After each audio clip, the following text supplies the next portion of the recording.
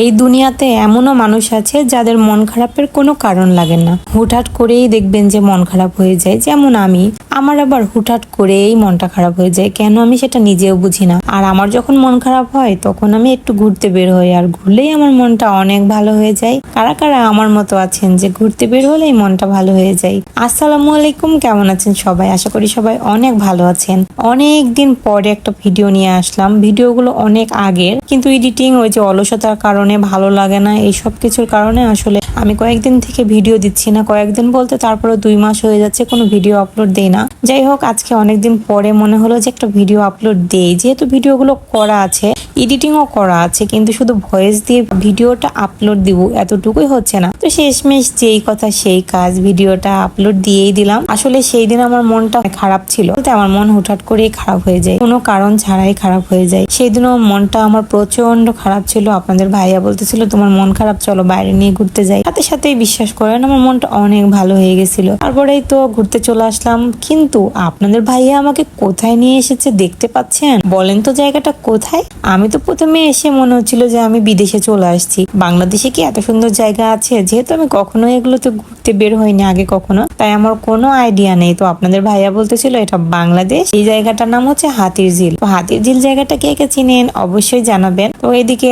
অনেক ঘোরাঘুরি করলাম, আর বিকেলে ওয়েদারটা যে এত সুন্দর ছিল, সূর্যটা দেখেন কত সুন্দর, মনে হচ্ছে সূর্যের সাথে মিশিয়ে যাচ্ছি, এরকম একটা অবস্থা। এদিকে অনেক ঘোরাঘুরি করলাম। আপনাদের ভাইয়া বলতেছিল যে কিছু তো ঘোরাঘুরি করবা, চলো তোমার মনটা আরো একটু ভালো করে দিই, তোমাকে কিছু কেনাকাটা করে দিই। আমি তো মনে করেন একদম দৌড়াদৌড়ি করে চলে আসলাম শপিং মলে। এটা হচ্ছে পুলিশ প্লাজায় চলে আসলাম। এসে এখান থেকে একটু কিছু কেনাকাটা করলাম। কেনাকাটা করে আপনাদের ভাইয়া বলতেছিল আচ্ছা ঘোরাফেরা হলো, কেনাকাটা হলো, তুমি কি কিছু খাবা না? আমি পরে ভাবলাম যে কি খাবো।